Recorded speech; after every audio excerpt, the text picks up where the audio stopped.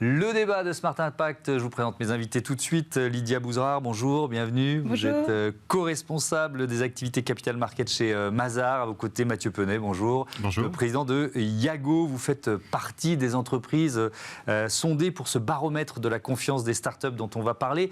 Mais une petite question de présentation, j'aime bien faire ça de temps en temps. Mazars, Lydia Bouzrard, c'est un groupe d'audit et de conseil, c'est ça? Absolument. Mazars est un groupe français et international. Oui. D'audit, de conseil et d'expertise comptable. On est implanté dans plus de 90 pays, on a plus de 44 000 collaborateurs à travers le monde et on est plus de 3 700 en France. Voilà, on a une très grande entreprise et on a une start-up à côté. Yago, c'est quoi votre business? Et peut-être aussi, c'est intéressant de le dire, le modèle économique que vous avez choisi. Ouais. Yago, notre métier, on cherche à, disons, réparer le recrutement.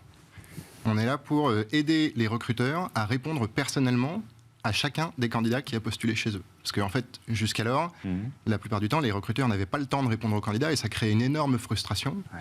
Et on est là pour venir, comme un service client, mais à destination des candidats, on vient assurer une réponse qui soit personnalisée, on dit même jusqu'à bienveillante, parce qu'on va donner des conseils aux candidats pour améliorer leur CV à chaque fois. L'année dernière, on aurait quand même répondu à 1 million de personnes.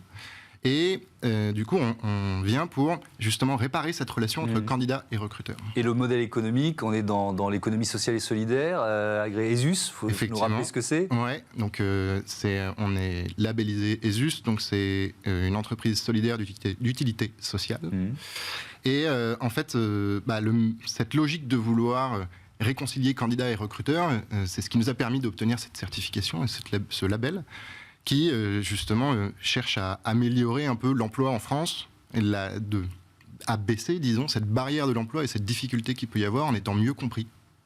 Alors, on va parler de ce baromètre de confiance des startups que vous avez lancé avec Estimeo. Peut-être un mot de la méthode et puis de l'objectif. Pourquoi vous l'avez lancé, ce baromètre ?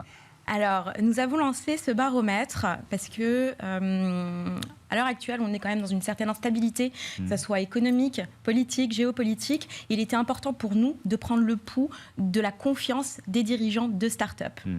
Et c'est naturellement que nous l'avions fait avec Estimeo, puisqu'on avait déjà fait un baromètre destiné aux start-up en 2018. En matière de récupération des données, nous avons interrogé plus de 200 start-up. L'idée, c'était d'avoir l'écosystème start-up le plus diversifié possible.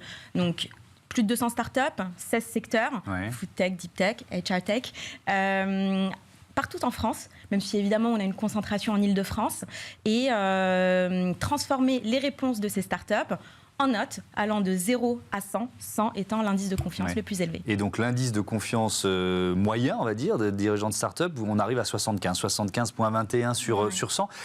Alors, moi, je ne sais pas l'évaluer. C'est un résultat encourageant, décevant. Vous l'analysez comment ? Alors, c'est un résultat extrêmement encourageant, extrêmement positif, puisque, comme je l'ai dit, le maximum de l'indice de... Enfin, c'est 100, quand on est très optimiste, on est à 100.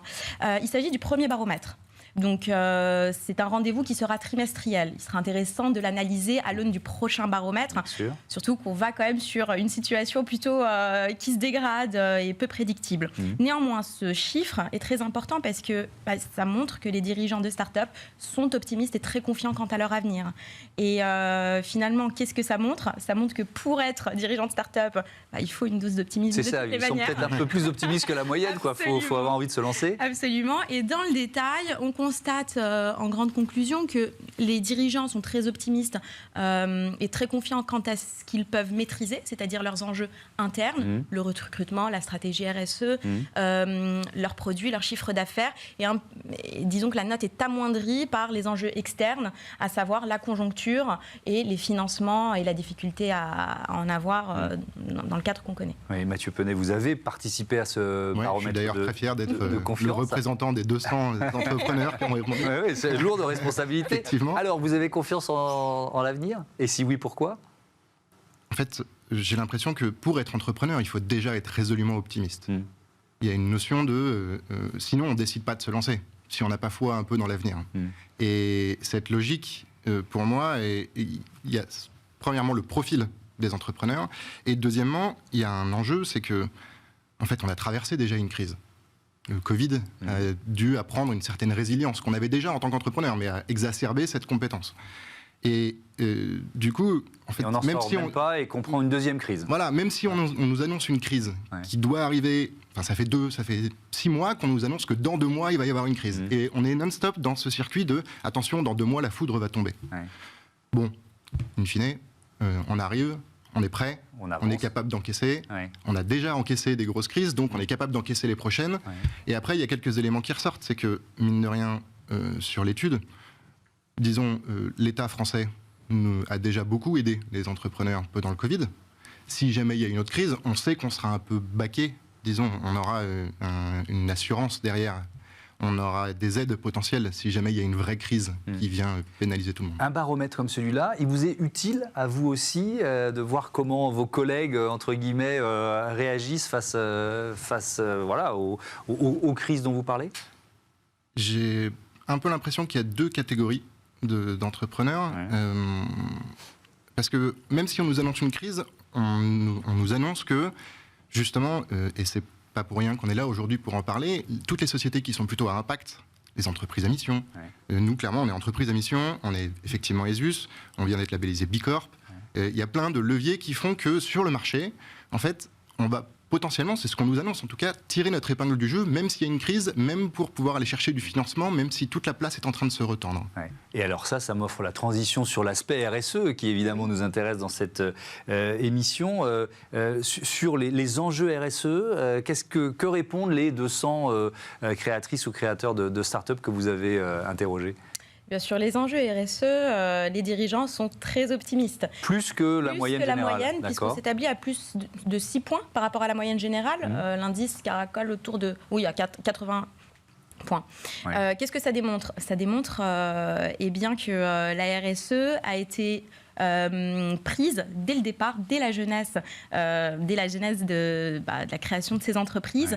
Et finalement, pour leur croissance, eh bien, ils embarquent la stratégie RSE et ils ont une réelle volonté de créer un impact à ce titre. Est-ce qu'il y a des secteurs plus confiants ou plus avancés, ça peut se relier dans ce domaine de la RSE, de ces enjeux ? Oui, absolument. On a 2 secteurs qui tirent leur épingle du jeu avec un pourcentage de confiance à 100%, que sont la green tech. Alors, par essence, ça semble assez logique. Ça semble assez logique. Et la cybersécurité, puisqu'en réalité, la cybersécurité est un des critères de gouvernance. Le G dans ESG, donc... gouvernance. Du coup, ce sont les 2 secteurs les plus confiants dans ce baromètre. Comment vous allez... Je reviens à la méthode un petit peu, parce que je suis curieux de ça. Donc là, il y a 200 startups qui ont été sondées. Ça sera tous les 3 mois. Ce seront les mêmes ? Ou alors vous allez renouveler... pour que ça ait du sens, on peut se dire il faut que ce soit les mêmes. Ou alors est-ce que vous allez renouveler ceux qui y participent, celles et ceux qui y participent ? Alors, l'idée dans un premier temps, c'est de garder les mêmes... pour avoir cette comparabilité. On est d'accord. En revanche, ce qui sera également intéressant, c'est d'intégrer de nouvelles startups, peut-être plus européennes, peut-être plus internationales également, mais dans un premier temps, dans les premiers baromètres, en tout cas le prochain, ça sera d'avoir le même échantillon pour pouvoir avoir cette comparabilité. Je reviens à l'indice général, à ce baromètre, donc 75,21 sur 100. Vous vous situez un peu au-dessus, vous êtes plus confiant que la moyenne En fait, il y avait pas mal de pans de questions qui étaient posées sur l'étude. Effectivement, il y a un stress qui est, je pense, partagé par beaucoup d'entrepreneurs, qui est sur le recrutement. Le fait de pouvoir accompagner la croissance de nos entreprises, mais de pouvoir recruter également. Qui dit crise potentielle, encore une fois, dit que tout le marché se rétracte et se tend réellement. Oui, il y a 95% des patrons français qui disent j'ai du mal à recruter. Donc il n'y a même plus de secteur en tension, c'est une économie en tension. Mais quand on est entreprise, alors start-up et entreprise ESUS, c'est plus facile. Et effectivement, c'est un vrai levier dans les attentes des candidats. Je vous parle plutôt en tant que RH qu'en tant qu'entrepreneur, mais dans les attentes des candidats, cette brique RSE est un sujet qui est de plus en plus regardé par les candidats quand ils postulent. D'autant qu'en ce moment, ils ont le choix, finalement. Ils peuvent choisir les entreprises en fonction des valeurs défendues, en fonction de quel est leur impact, et de plein de critères très éthiques. Et alors, je reviens aussi, j'en profite, parce que je vous pose des questions sur Yago. Dans un contexte comme celui-là, le modèle de Yago, le service que vous proposez aux entreprises, il est boosté par ce contexte de recrutement en tension ? effectivement, en fait, chacun cherche Logique, à améliorer son expérience candidat et à se démarquer des autres avec une preuve tangible de réelle considération pour leur candidat. Et c'est pour ça que oui, effectivement, je dois dire que commercialement pour nous, en ce moment, ça se passe très bien. Est-ce que ça permet aussi de gommer certains biais de recrutement, votre application ou le service que vous proposez, la plateforme que vous proposez? On est plutôt sur une logique de service après-vente. Donc le choix a déjà été fait par le recruteur. Nous, on est là pour accompagner le sentiment d'avoir été considéré par le candidat. Et on est là pour faire en sorte qu'il ait envie de repostuler. D'ailleurs, Mazars est un de nos clients, mais pour qu'il ait envie de repostuler parce qu'il s'est senti bien considéré la première fois qu'il a postulé. Et en fait, cet impact social, il est assez fort parce que d'abord, c'est une logique de démarcation dans des marchés hyper concurrentiels. Et ensuite, il y a une logique de... on réhumanise un peu les ressources humaines et le recrutement. Je voudrais terminer sur... alors, il nous reste 1 minute, c'est beaucoup trop court pour parler de ça, mais bon, il y a ce défi de la taxonomie européenne, les nouvelles règles qui sont quand même assez complexes et tombées, je ne sais plus, il y a 115 critères ou un truc comme ça, 112 de mémoire. Pour un grand groupe, c'est peut-être facile, pour une start-up, c'est beaucoup plus compliqué. Est-ce que ça fait partie des enjeux des prochains mois qui ressortent de vos baromètres, parce qu'il n'y a pas que ce baromètre des start-up? Alors aujourd'hui, l'enjeu RSE ressort de manière générale, quelle que soit la taille de l'entreprise. S'agissant des contingences réglementaires, vous imaginez bien qu'en fonction de la taille, tout le monde n'est pas soumis à la même chose. Aujourd'hui, je dirais que les sujets taxonomie verte sont de vrais sujets grosses ETI, grosses entreprises. Néanmoins, étant donné que les startups, avec la réduction des seuils, très rapidement, toutes les entreprises vont être soumises. Et les startups ayant pris ces éléments de développement durable dès le départ dans leur stratégie, la marche à faire sera moins grande. Évidemment, ce sera plus facile. Merci beaucoup à tous les deux. À bientôt sur Bismart. C'est Smart Ideas tout de suite.